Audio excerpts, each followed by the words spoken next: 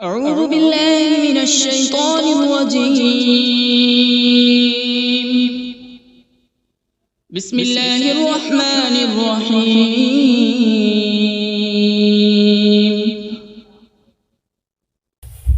اللہ کے نام سے شروع جو نہایت مہربان رحمت والا ہے۔ الرحمن علم القرآن.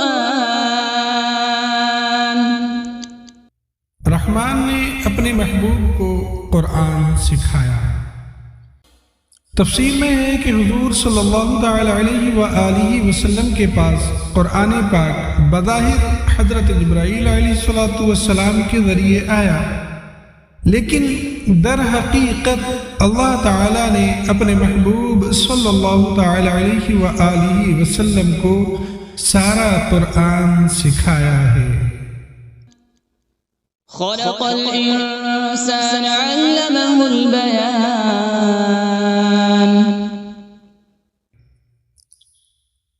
انسان کو پیدا کیا اور پھر اسے بیان سکھایا۔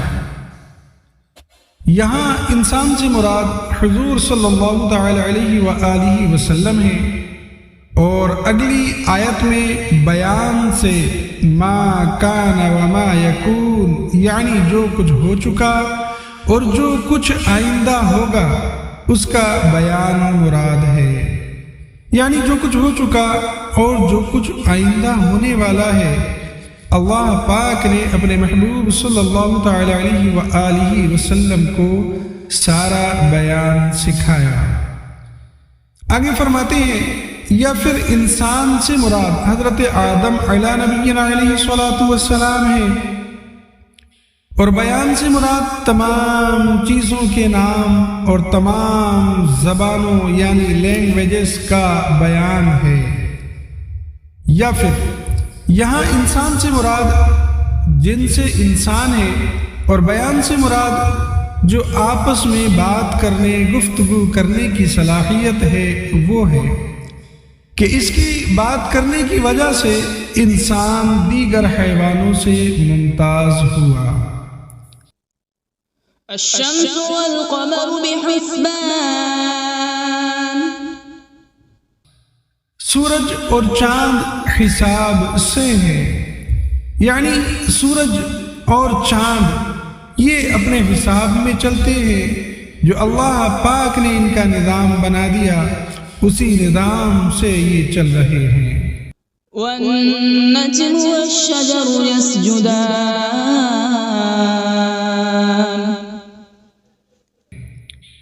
اور بغیر تنے والی نباتات اور درخت سجدہ کرتے ہیں۔ تفسیر میں ہے کہ نباتات اور درخت کے سجدہ کرنے سے مراد ان کے سایوں کا سجدہ کرنا ہے، یا اس سے مراد یہ ہے کہ وہ اللہ تعالی کے حکم کے فرما بردار ہیں۔ والسماء رفعها ووضع الميزان. ألا تطغوا في الميزان.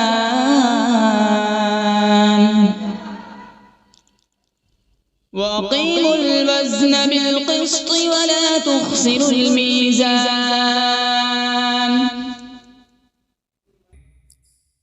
اور آسمان کو اللہ پاک نے بلند کیا اور ترازو رکھی تاکہ تولنے میں نا انصافی نہ کرو، اور انصاف کے ساتھ تول قائم کرو اور وزن نہ گھٹاؤ۔ اس کی تفسیر میں آتا ہے کہ ناپ تول کے معاملات میں عدل اور انصاف اور برابری کی تعلیم اسلام کی شاندار تعلیمات میں سے ہے۔ اس کی اہمیت کا اندازہ اس سے لگایا جا سکتا ہے کہ ناپ تول میں نا انصافی سے معاشرے میں جھگڑے فسادات برپا ہوں گے، باہمی بغض اور عناد بھی پیدا ہوگا، اور یہ چیزیں معاشرتی امن کو تباہ و برباد کر دیتی ہیں۔ اور فرمایا کہ اللہ پاک نے ترازو رکھی تاکہ میزان عمل اس کو دیکھ کر یاد آتا رہے۔ وَالْأَرْضَ وَضَعَهَا لِلْأَنَامِ فِيهَا فَاكِهَةٌ وَالنَّخْلُ ذَاتُ الْأَكْمَامِ،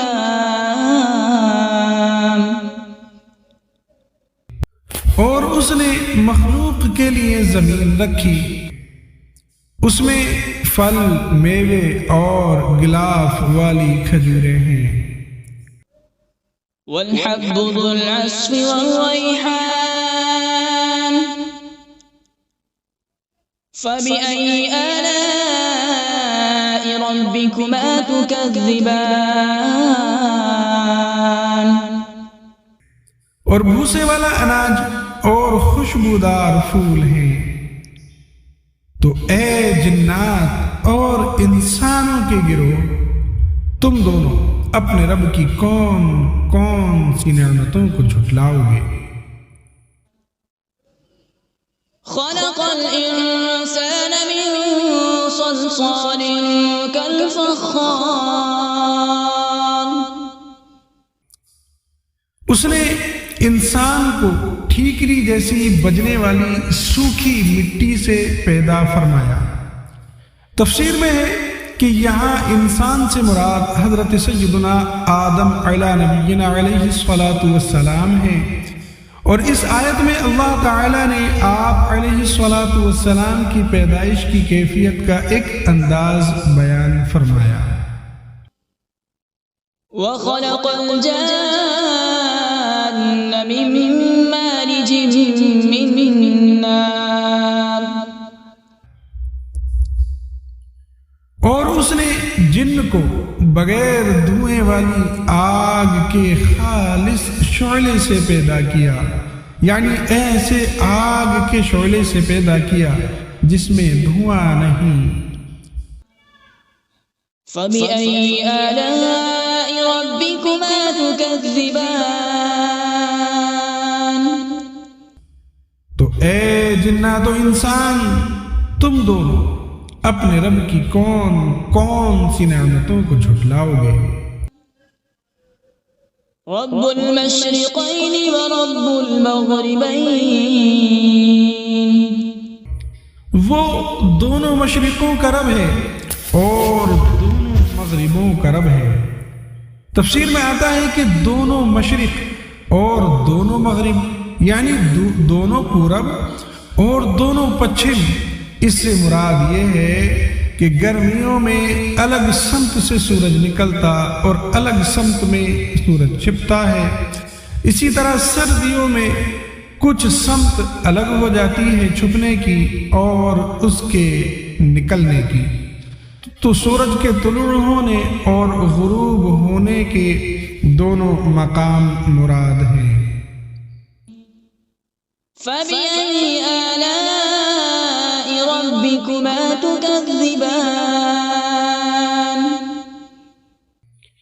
تو تم دونوں اپنے رب کی کون کون سی نعمتوں کو جھٹلاؤ گے؟ مرج البحرین یلتقیان، اس نے دو سمندر بہائے کہ دونوں ملے ہوئے لگتے ہیں۔ تفسیر میں ہے کہ ان سے مراد میٹھے اور کھاری دو سمندر ہیں جنہیں ایسے بہایا گیا ہے کہ دیکھنے میں ان کی سطح آپس میں ملی ہوئی لگتی ہے، یعنی بالکل ایک جیسی لگتی ہے، کیونکہ ان کے درمیان ان کے بیچ میں فاصلہ کرنے کے لیے کوئی بھی ظاہری طور پر چیز نظر نہیں آتی۔ بینہما برزخ لا یبغیان، ان کے درمیان ایک آڑ ہے کہ وہ ایک دوسرے کی طرف بڑھ نہیں سکتے۔ تفسیر میں ہے کہ اللہ تعالیٰ کی قدرت سے ان کے درمیان ایک آڑ ہے جس کی وجہ سے وہ ایک دوسرے کی طرف بڑھ نہیں سکتے، بلکہ ہر ایک اپنی حد پر رہتا ہے اور دونوں میں سے کسی کا بھی ذائقہ مزہ تبدیل نہیں ہوتا۔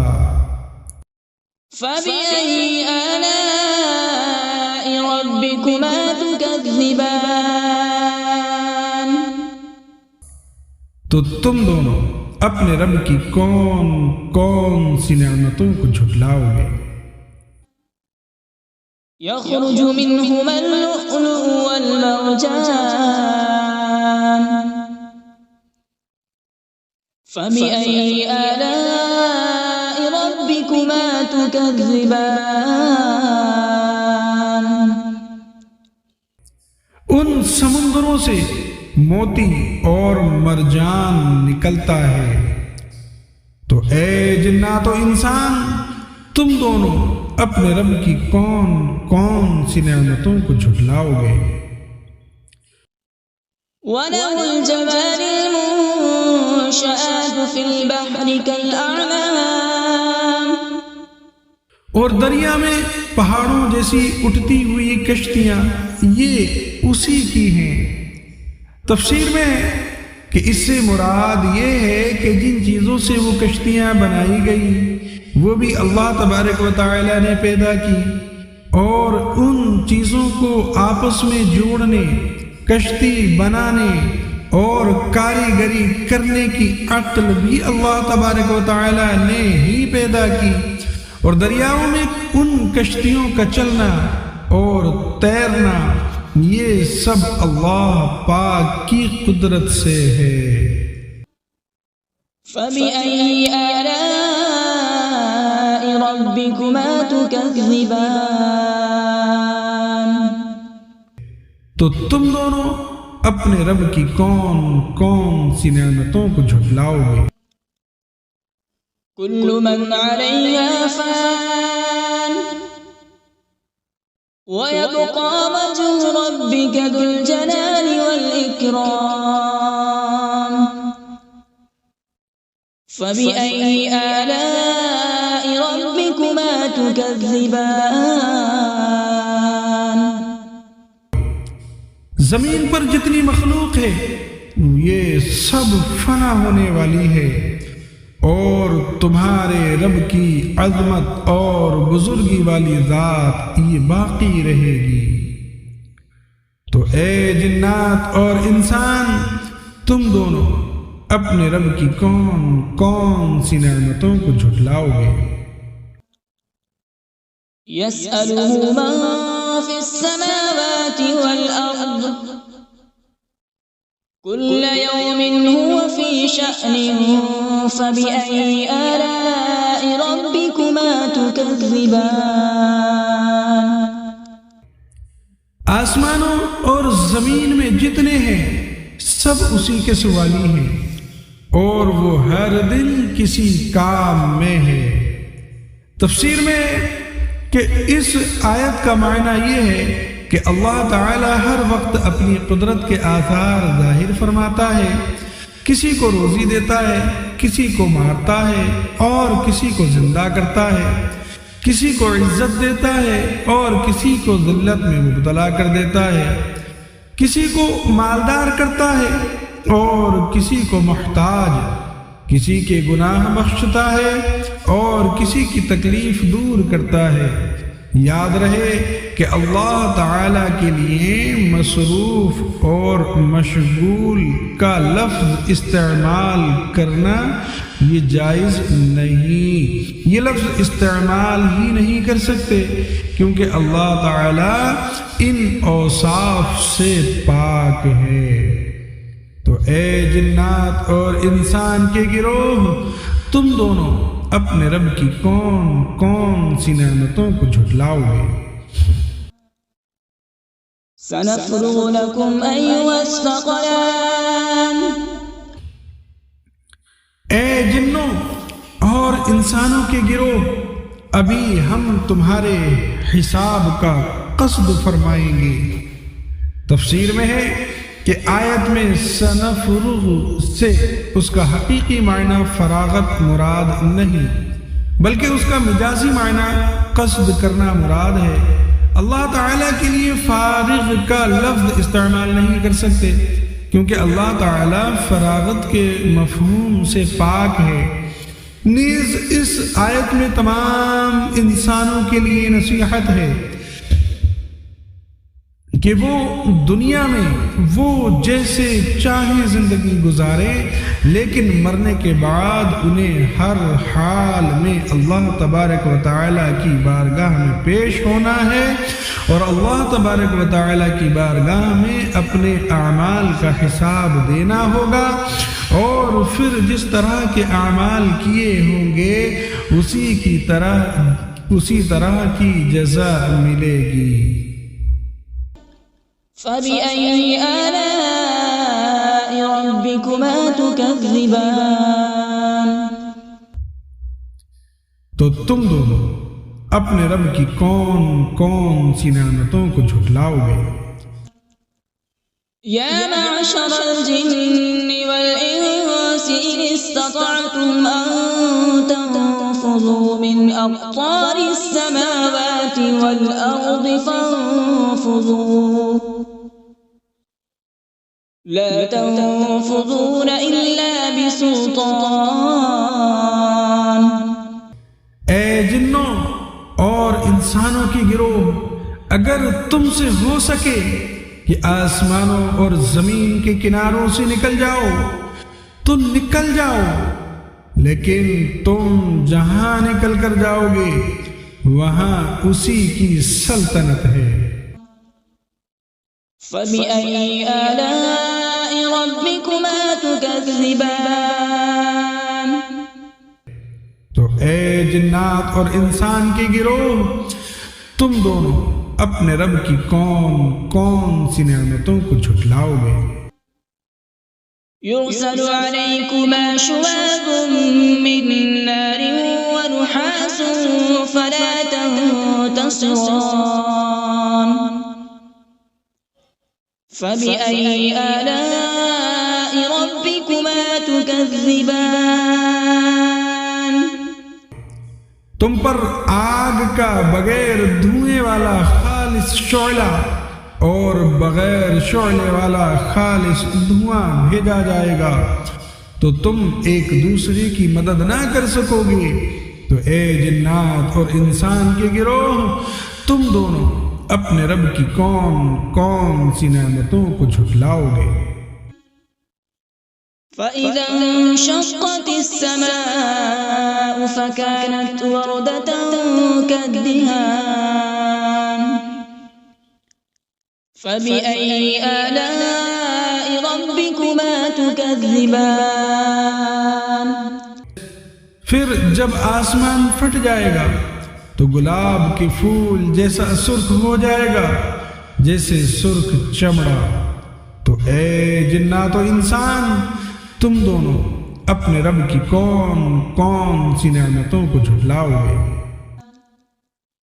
فيومئذ لا يسأل عن ذنبه إنس ولا جان۔ تو اس دن کسی آدمی اور جن سے اس کے گناہ کے متعلق نہیں پوچھا جائے گا۔ اس کی تفسیر میں ہے کہ قیامت میں جنوں اور انسانوں سے سوال ہوں گے۔ اس آیت میں جو سوال کی نفی ہے اس کی علماء نے متعدد تعویلات بیان کی ہیں، جن سے ایک یہ ہے کہ جب لوگ قبروں سے اٹھائے جائیں گے اور آسمان پھٹے گا تو اس دن فرشتے مجرموں سے دریافت نہیں کریں گے، مجرموں سے ان کے اعمال کے بارے میں نہیں پوچھیں گے، بلکہ ان کی صورتیں دیکھ کر ہی پہچان لیں گے۔ ان سے سوال دوسرے وقت میں ہوگا جبکہ لوگ حساب کے مقام پر جمع ہو جائیں گے۔ فبأي آلاء ربكما تكذبان؟ تو اے جنات و انسان، تم دونوں اپنے رب کی کون کون سی نعمتوں کو جھٹلاؤ گے؟ يعرف المجرمون بسيماهم فيؤخذ بالنواصي والأقدام۔ فبأي آلاء ربكما تكذبان؟ مجرم اپنے چہروں سے پہچانے جائیں گے تو انہیں پیشانی اور پاؤں سے پکڑا جائے گا، تو تم دونوں اپنے رب کی کون کون سی نعمتوں کو جھٹلاؤ گے؟ هذه جهنم التي يكذب بها المجرمون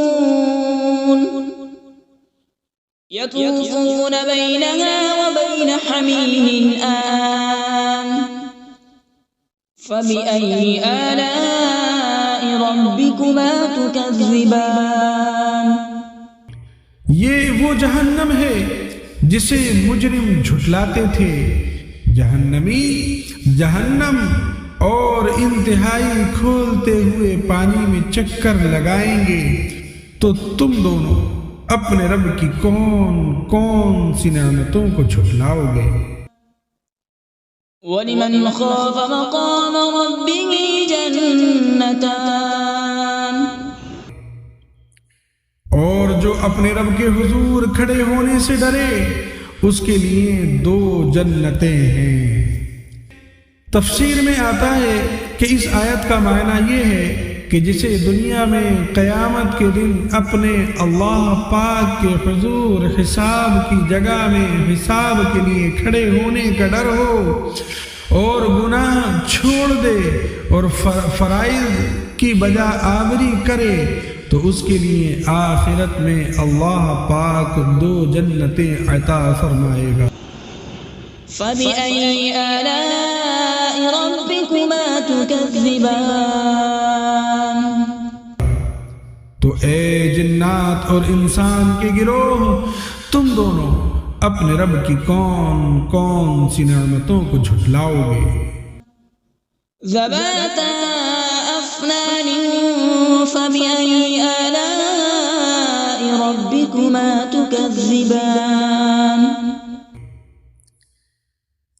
کہ وہ شاخوں والی ہیں، تو تم دونوں اپنے رب کی کون کون سی نعمتوں کو جھٹلاؤ گے؟ فِيهِمَا عَيْنَانِ تَجْرِيَانِ فَبِأَيِّ آلَاءِ رَبِّكُمَا تُكَذِّبَانِ۔ ان میں 2 چشمے بہہ رہے ہیں، تو تم دونوں اپنے رب کی کون کون سی نعمتوں کو جھٹلاؤ گے؟ فِيهِمَا مِن كُلِّ فَاكِهَةٍ زَوْجَانِ۔ ان دونوں جنتوں میں ہر پھل کی 2 قسمیں ہیں۔ تفسیر میں ہے کہ 2 قسموں سے مراد یہ ہے کہ بعض وہ پھل ہیں جو دنیا میں دیکھے گئے اور بعض وہ عجیب و غریب پھل ہیں جو اس سے پہلے نہ کبھی کسی نے دیکھے، یا اس سے مراد یہ ہے کہ بعض پھل خشک ہیں اور بعض پھل تر ہیں، یا پھر فرمایا کہ اس سے مراد یہ ہے کہ بعض پھل خالص میٹھے اور بعض ترشی کی طرف مائل ہیں۔ فَبِأَيِّ آلَاءِ رَبِّكُمَا تُكَذِّبَانِ۔ تو تم دونوں اپنے رب کی کون کون سی نعمتوں کو جھٹلاؤ گے؟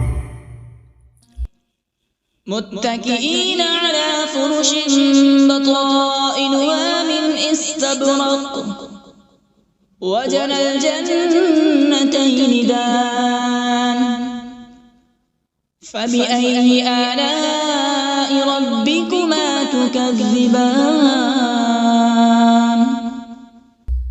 جنتی ایسے بچھونوں پر تکیہ لگائے ہوئے ہوں گے جن کے اندرونی حصے موٹے ریشم کے ہیں، اور دونوں جنتوں کے پھل جھکے ہوئے ہوں گے۔ تفسیر میں ہے کہ یعنی ان دونوں جنتوں کا پھل اتنا قریب ہوگا کہ کھڑا بیٹھا اور لیٹا ہر شخص اسے چن لے گا، جبکہ دنیا کے پھلوں میں یہ خاصیت نہیں ہوتی۔ تو تم دونوں اپنے رب کی کون کون سی نعمتوں کو جھٹلاؤ گے؟ فيهن قاصرات الطرف لم يطمثهن إنس قبلهم ولا جان. ان جنتوں میں وہ عورتیں ہیں کہ شوہر کے سوا کسی کو آنکھ اٹھا کر نہیں دیکھتی، جنہیں ان کے شوہروں سے پہلے نہ کسی آدمی نے چھوا اور نہ کسی جن نے. اس کی تفسیر میں ہے کہ تقوی اور شرم و حیا عورت کا بہت بڑا کمال اور جنتی عورتوں کا عظیم وصف ہے. آگے فرمایا ان بیویوں سے مراد حور عین ہیں، کیونکہ وہ جنت میں پیدا کی گئی ہیں، اس لیے انہیں کسی نے نہیں چھوا ہوگا اور ان کے شوہر ہی انہیں چھوئیں گے. یہ بھی قول ہے کہ ان سے مراد دنیا کی عورتیں ہیں، انہیں دوبارہ کنواریاں پیدا کیا جائے گا اور پیدائش کے بعد انہیں کسی نے نہ چھوا ہوگا. فَبِأَيِّ آلَاءِ رَبِّكُمَا تُكَذِّبَانِ. تو اے جنات و انسان، تم دونوں اپنے رب کی کون کون سی نعمتوں کو جھٹلاؤ گے؟ كأنهن الياقوت والمرجان. فبأي آلاء ربكما تكذبان. گویا وہ لعل اور مرجان موتی ہیں. تو اے جنات و انسانوں کے گروہ، تم دونوں اپنے رب کی کون کون سی نعمتوں کو جھٹلاؤ گے؟ هل جزاء الإحسان إلا الإحسان. فبأي آلاء ربكما تكذبان. نیکی کا بدلہ نیکی ہے.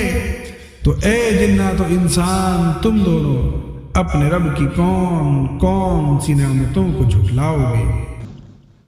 ومن دونهما جنتان. اور ان کے علاوہ دو جنتیں اور ہیں. تفسیر میں ہے یعنی جن دو جنتوں کا ذکر اوپر گزرا ان کے علاوہ دو جنتیں اور بھی ہیں، مگر یہ دونوں ان پہلی جنتوں سے مرتبے اور مقام اور فضیلت میں کم ہیں. فبأي آلاء ربكما تكذبان. تو اے جنات و انسان، تم دونوں اپنے رب کی کون کون سی نعمتوں کو جھٹلاؤ گے؟ مدہامتان. وہ دونوں جنتیں نہایت سبز درختوں کی وجہ سے سیاہی کی جھلک دے رہی ہیں. یہ تفسیر میں ہے کہ سبز رنگ انتہائی خوشنما رنگ اور آنکھوں کے لیے بہت مفید ہے. حدیث پاک میں ہے کہ سبز رنگ کی طرف دیکھنے سے بصارت میں اضافہ ہوتا ہے. فبأي آلاء ربكما تكذبان. تو تم دونوں اپنے رب کی کون کون سی نعمتوں کو جھٹلاؤ گے؟ فيهما عينان نضاختان. فبأي آلاء ربكما تكذبان. ان میں دو چھلکتے ہوئے چشمے ہیں. تو تم دونوں اپنے رب کی کون کون سی نعمتوں کو جھٹلاؤ گے؟ فيهما فاكهة ونخل ورمان. فبأي آلاء ربكما تكذبان. ان جنتوں میں میوے اور کھجوریں اور انار ہیں. تو اے جنات و انسان کے گروہ، تم دونوں اپنے رب کی کون کون سی نعمتوں کو جھٹلاؤ گے؟ فيهن خيرات حسان. ان میں اچھے اخلاق والی حسین شکل والی عورتیں ہیں۔ تفسیر میں ہے کہ جنت میں اچھی عادت اور اخلاق والی اور حسین و جمیل عورتیں ہیں۔ یہاں اخلاقی اچھائی کو اللہ تعالیٰ نے پہلے ذکر کیا۔ اس سے معلوم ہوا کہ اچھی عادت اچھی صورت سے افضل ہے، لہذا نکاح کے لیے کسی عورت کا رشتہ دیکھتے وقت اس کے حسن و جمال کے مقابلے میں اس کی اچھی سیرت، اس کے اچھے کردار، اس کی دینداری اور اس کی اچھی عادات کو ترجیح دینا چاہیے۔ فَبِأَيِّ آلَاءِ رَبِّكُمَا تُكَذِّبَانِ، تو تم دونوں اپنے رب کی کون کون سی نعمتوں کو جھٹلاؤ گے؟ حور مقصورات فی الخیام، فَبِأَيِّ آلَاءِ رَبِّكُمَا تُكَذِّبَانِ، خیموں میں پردہ نشین حوریں ہیں، تو تم دونوں اپنے رب کی کون کون سی نعمتوں کو جھٹلاؤ گے؟ لم يطمثهن انس قبلهم ولا جان، ان کے شوہروں سے پہلے انہیں نہ کسی آدمی نے چھوا اور نہ کسی جن نے۔ تفسیر میں ہے یعنی جیسے ان سابقہ دو جنتوں کی حوریں اپنے جنتی شوہروں کے علاوہ جن اور انسانوں کے چھونے سے محفوظ تھیں، ایسے ہی اب مذکورہ دونوں جنتوں کی بھی حوریں انسان اور جنات کے چھونے سے محفوظ ہیں۔ فَبِأَيِّ آلَاءِ رَبِّكُمَا تُكَذِّبَانِ، تو تم دونوں اپنے رب کی کون کون سی نعمتوں کو جھٹلاؤ گے؟ متكئين على رفرف خضر وعبقري حسان، جنتی سبز قالینوں اور انتہائی خوبصورت بچھونوں پر تکیہ لگائے ہوئے ہوں گے۔ تفسیر میں آتا ہے کہ اللہ تعالیٰ کے حضور کھڑے ہونے سے ڈرنے والوں کو جو دو جنتیں عطا ہوں گی، ان کے جنتی بچھونوں کا ظاہری حال بیان نہیں کیا گیا، کیونکہ ان کے بچھونوں کی شان بہت بلند ہے اور ان کا ظاہری حال عقل اور فہم کے ادراک سے باہر ہے، یعنی یہ سمجھ سے باہر ہے، جبکہ دوسری دو جنتوں میں اہل جنت کو عطا ہونے والے بچھونوں کا ظاہری حال یہاں بیان کر دیا گیا۔